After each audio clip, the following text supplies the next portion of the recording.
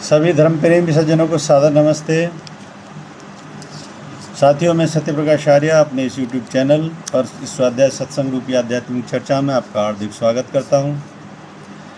साथियों, संतों की वाणी पर बात कर रहे हैं और संतों की वाणी की श्रृंखला में आज वाणी लेते हैं वाणी गुरु रविदास जी। क्या कहते हैं रविदास जी? जो तुम तोरो राम मैं नहीं तोरूं। हे राम, तुम अगर मेरे से प्रीति तोड़ो पर मैं नहीं तोड़ूंगा। और प्रीति तोड़ने का मतलब क्या है? प्रीति तोड़ने का मतलब है परमात्मा से जो भक्त गुजारिश करते हैं, अपनी बात कहते हैं, वो किस रूप में करते हैं कि तुम मुझे इस भौतिक चकाचौंध में, इस माया के प्रपंचों में उलझाना चाहते हो तो मैं नहीं उलझूंगा कभी भी। जो तुम तोड़ो राम मैं नहीं तोड़ूं। तुम मुझसे अपनी दया दृष्टि दूर करोगे लेकिन मैं तुमसे दूर नहीं हो सकता। यही सच्चे भक्त की पहचान है। तुमसे तोड़ कौन से जोड़ूं, और तुमसे तोड़ के फिर जोड़ूं तो जोड़ूं किससे? ये भी तो कोई नजर नहीं आता। यहां तो सब फिर भौतिक जगत है, भौतिक जगत के प्रपंच है। इसमें तो जिसे देखो उलझा हुआ है। तुम लाख सुलझाने की बात करो तो भी उलझे व्यक्तियों को बात समझ में आती ही नहीं कभी पूरी तरीके से। मतलब लिखा के लाते हैं कि हमको तो उलझन से बाहर निकलना ही नहीं। तो रविदास जी कहते हैं तो फिर जोड़ें तो यहाँ पे जोड़ें किससे? अरे जो खुद फंसे हुए हैं उनसे जोड़ें भी तो वो क्या हमारा भला करेंगे, क्या हमारा कल्याण करेंगे। तो इसलिए हे प्रभु, हे मेरे राम, हम तो प्रीति तुमसे ही रखेंगे, तुमसे दूर हो ही नहीं सकते। किसी और से जोड़ने का सवाल ही नहीं उठता।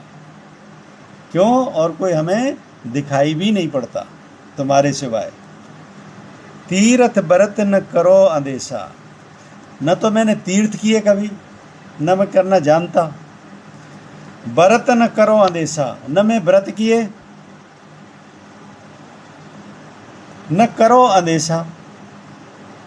न तुम्हारी ऐसी कोई जो है ना, अंदेशा का मतलब एक तरीके से बहुत से लोग मान्यताओं में घूमते रहते हैं।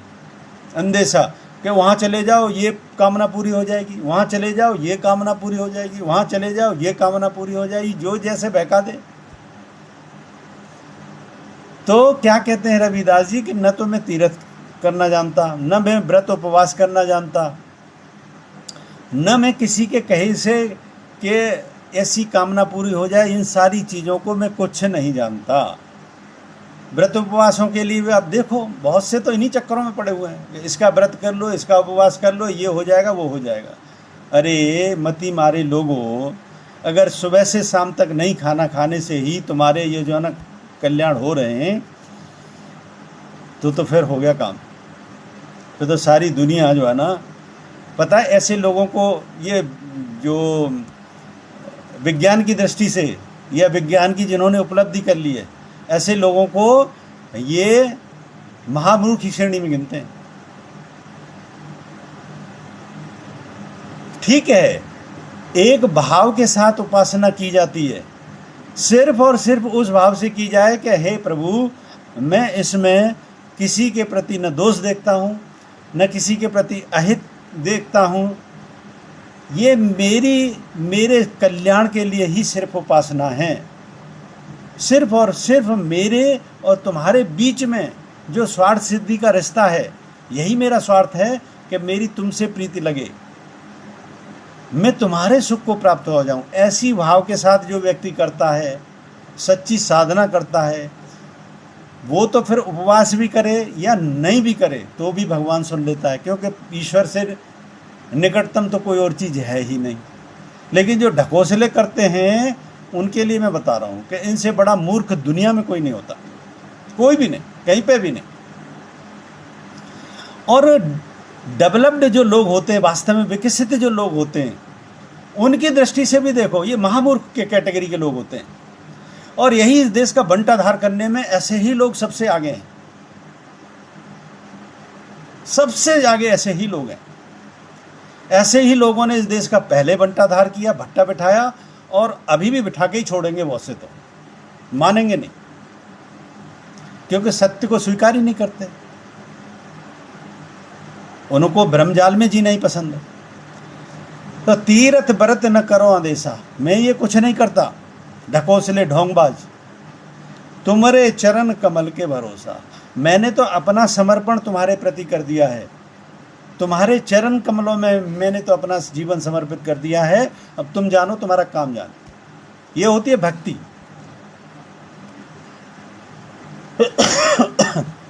अब कहाँ रही इसमें ढकोसलों के लिए जगह। बहुत से तो बड़े खुश हो जाते हैं, नहीं ढकोसलों को करते करते ही उनको ये पता नहीं, उनको मन उनका कैसा मूर्ख बना रहा है, ये ऐसे लोगों को भान तक नहीं हो पाता। जहाँ जहाँ जाओ तुम्हारी पूजा, जहाँ भी जाते हैं वो तुम्हारी पूजा है। एक तरफ ये भी कहेंगे और इस पर यकीन भी करेंगे, अगर ऐसों को कहो ये बात कि पूरा ब्रह्मांड उस परमपिता परमात्मा की ही झलक है। सारे शास्त्रों में दी हुई है बात, गीता में स्पष्टता में दी है, उपनिषदों में दी है, वेदों में दी है, पुराणों में दी है, रामायण में दी है, सब में दी है, सब जगह है ये बात। और यहाँ पे रविदास जी कहते हैं जहाँ जहाँ जाओ तुम्हारी पूजा। तो ये सारा ही कुछ जब आपका है, सब आपकी ही पूजा में हो रहा है, जहाँ पे भी जाओ। अरे तुम क्या उसकी कृपा से तुम्हारे हाथ पैर बुद्धि सब कुछ चल रहा है, ये क्या उसकी कृपा नहीं है? ये पूजा ही हो रही है। और फिर तुम श्रेष्ठता से हर कार्य को कर रहे हो, ये पूजा ही हो रही है, उसी की हो रही है सब कुछ। तो फिर इन ढकोसलों की कहाँ जगह रह गई?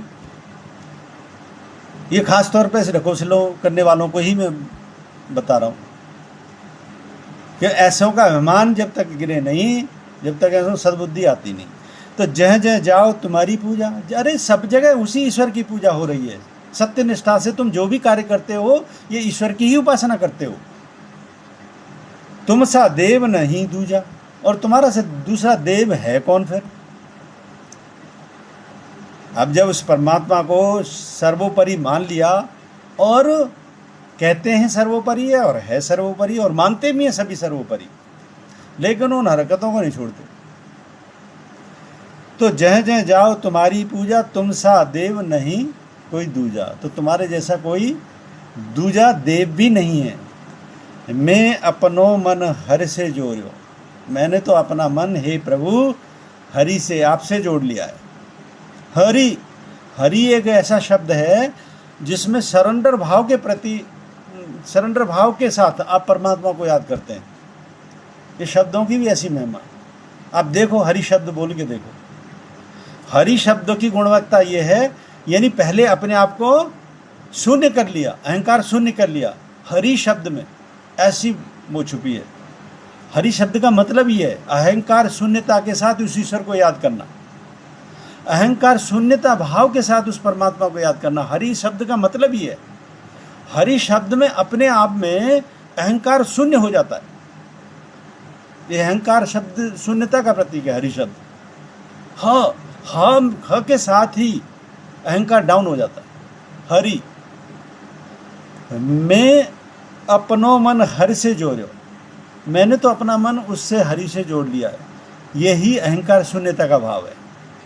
हरि शब्द में अहंकार शून्यता है, वो परमात्मा की निर्गुण व्यापकता, सर्व व्यापकता, उसका भाव है। हरि से जोड़ सबन से तोड़ो, उस हरि से जोड़ लिया तो सब से तोड़ लिया।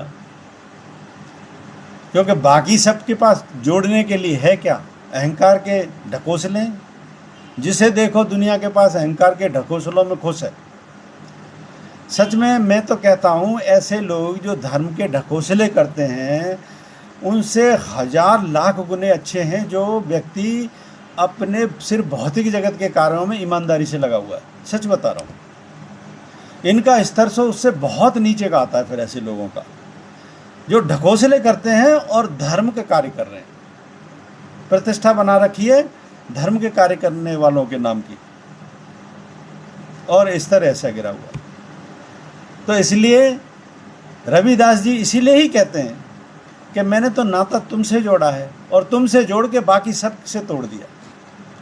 मेरा स्वयं इच्छा नहीं होती ऐसी जगहों पे कि बताओ जहाँ पे जो व्यक्ति है जो सही से कार्य करता है उसका मूल्य नहीं है।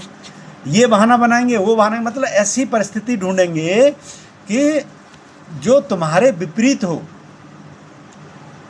तुम्हारे अनुकूल, इनको सब कुछ कितना ही अच्छा कर लो, उसकी कोई वेटेज नहीं है, उसकी कोई मान्यता नहीं है।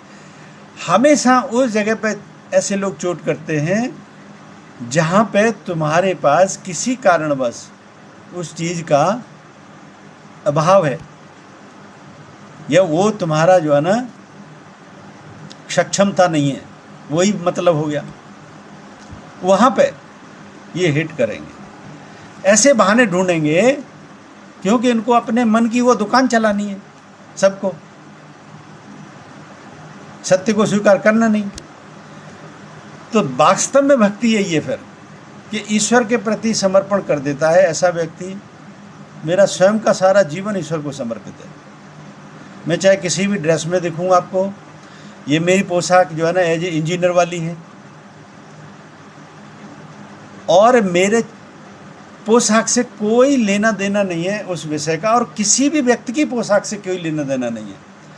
अगर कोई गेरुए वस्त्र पहन ले और उसके मन में कुचक्र हो, तो बताइए ऐसा व्यक्ति उन गेरुए वस्त्रों में भी सांसारिक व्यक्ति से भी नीचे स्तर का हुआ कि नहीं?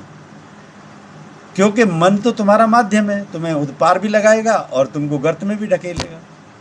तो वो वस्त्रों से और ये सब ढकोसले से कभी कुछ नहीं होता, न कुछ हो सकता। मन के रूपांतरण का खेल है आध्यात्म। जो व्यक्ति इस विषय को समझ जाए कि आध्यात्म विषय ही मन के रूपांतरण का है, वो ही पार हो सकता है, अन्यथा सब जीवन में ढकोसले हैं।